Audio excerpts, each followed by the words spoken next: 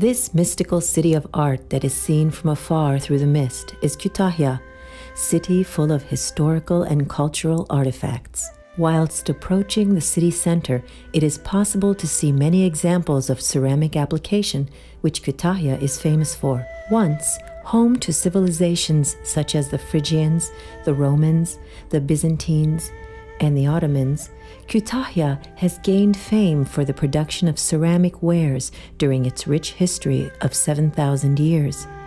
The ceramic works produced by the masters from this area have achieved recognition not only in Turkey, but throughout the world. Marmara Marketing, as well as being the most corporate company in its field, stands out with regards to their artistic application and product variety. It's possible to find hundreds of souvenirs to take back to your loved ones, decorate your cabinets at home, china sets to add taste to your dinner tables, not to mention truly artistic works of art.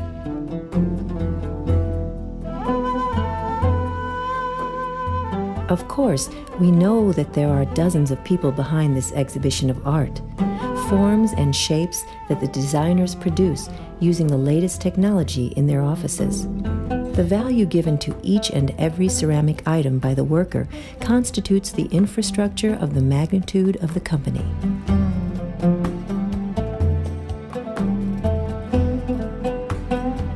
Continuing its path with their slogan, "To become a brand is to be special," they bring together all the raw materials and carry out all stages of the manufacture of each ceramic item themselves.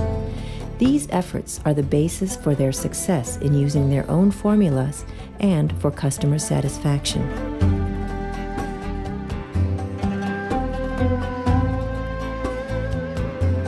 Using the classical base materials of Kütahya with their unique designs, the Marmara Çini range of products are produced. The stone biscuits with their special formula of high levels of silicium, which are fired twice to be ready for decoration, and final firing, make up the TÜRK series, and the even more special, again on a stone base with high concentrations of silica, Ismail Yigit collection of matte glazed free designs and replicas take part.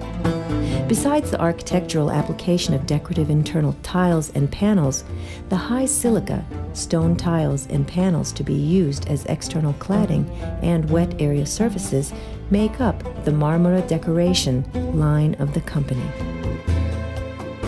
In accordance with Marmara Marketing's philosophy, apart from these 4 brand lines they produce, they market ceramics produced by 40 different workshops throughout Kütahya. Serving hundreds of customers in 6 regions of Turkey, Marmara Marketing takes firm steps towards becoming an international firm by exporting their goods to many countries. The master responsible for the creation of all these artworks is the world-famous Ismail Yigit, whose life philosophy revolves around this art. Ismail Yigit's passion for ceramics started when he was a teenager. Even though he studied fine arts at university, it was in his later years that he would devote his life to this art form.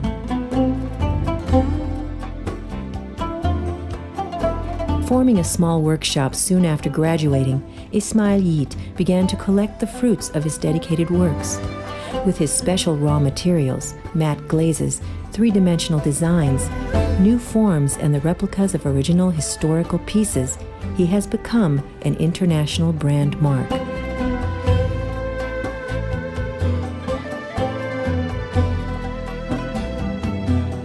These precious works of art are offered for sale in 2 historical stores in the Grand Bazaar and a store in Bodrum. Ismail Yigit, with the exhibitions held and the numerous prizes received, has made a great contribution to the promotion of ceramic art and his country. The steps taken to create these signature items of Ismail Yigit once again shows the value of these pieces. All the raw materials are brought together in the right proportions according to the recipe of years of experience and fed into the grinding mill. Once crushed and watered down into a cream-like viscosity, it is transferred into the fibrous filter pool. With the aid of a filter press, the viscous clay is drained under pressure through fabric filters and allowed to rest and mature.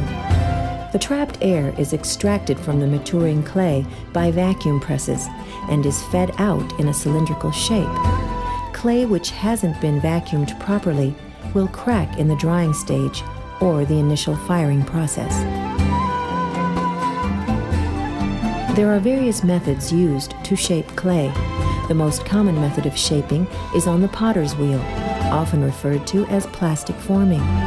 The speed of the wheel and the skilled hands of the potter will determine a well-shaped and balanced object. The other plastic shaping method is the reverse throwing method, where the piece is shaped over a ready prepared mold and are generally used for large and wide objects. The tile biscuits are prepared by pressing powdered mixture under 100 tons of pressure.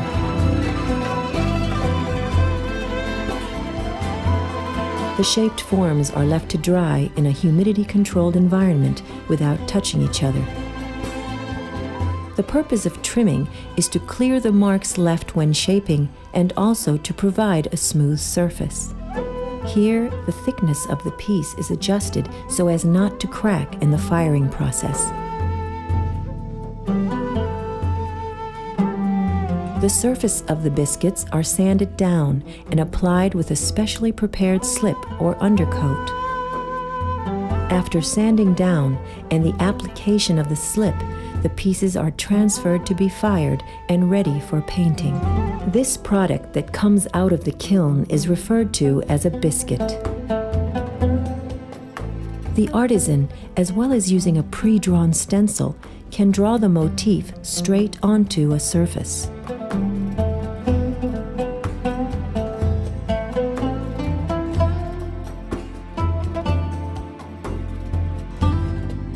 The design, which is drawn on thick tracing paper and pinholed with the aid of a pin, becomes a stencil.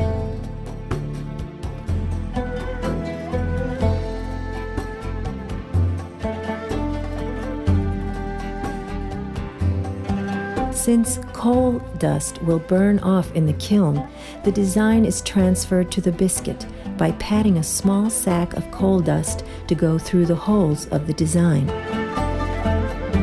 The border lines are painted on by the use of bristle brushes for the design to be permanent. Normally, whoever draws the border lines will continue with the painting, but sometimes the product will change hands. Certain colors require more expertise to become an expert. Thus, it is based on the color of the oxide that the artisan becomes a master.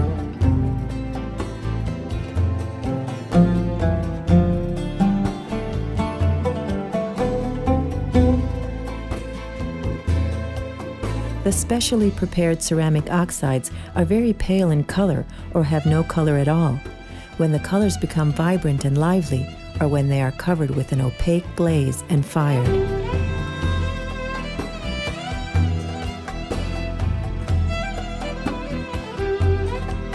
Everybody works carefully and in harmony at this place, where border lines and painting of the pieces are carried out. Who knows what they are expressing with their brushes?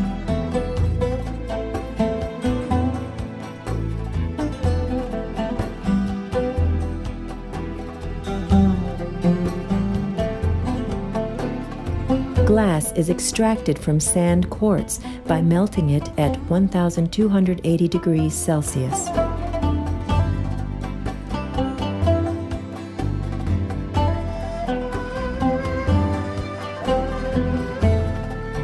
This glass is ground down into a powder form in the grinder. The specially prepared water-soluble glaze is used to cover the pieces. Expertise is very important, as the slightest of error will ruin a piece at this point. Considering that many pieces are fired together, one can appreciate the greatness of risk. If the glaze is applied too thin, or if the piece stays in the kiln for too long or at temperatures high above normal, it will cause the formation of unglazed areas. If the glaze is applied too thick, or if the temperatures are not high enough, the glaze won't mature and become opaque, or will run and ruin the product.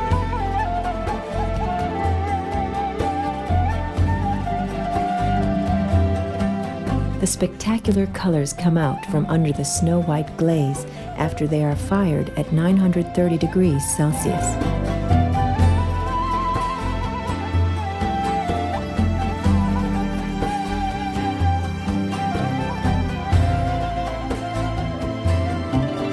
The pieces ready to be presented to customers at this stage have changed hands 36 times.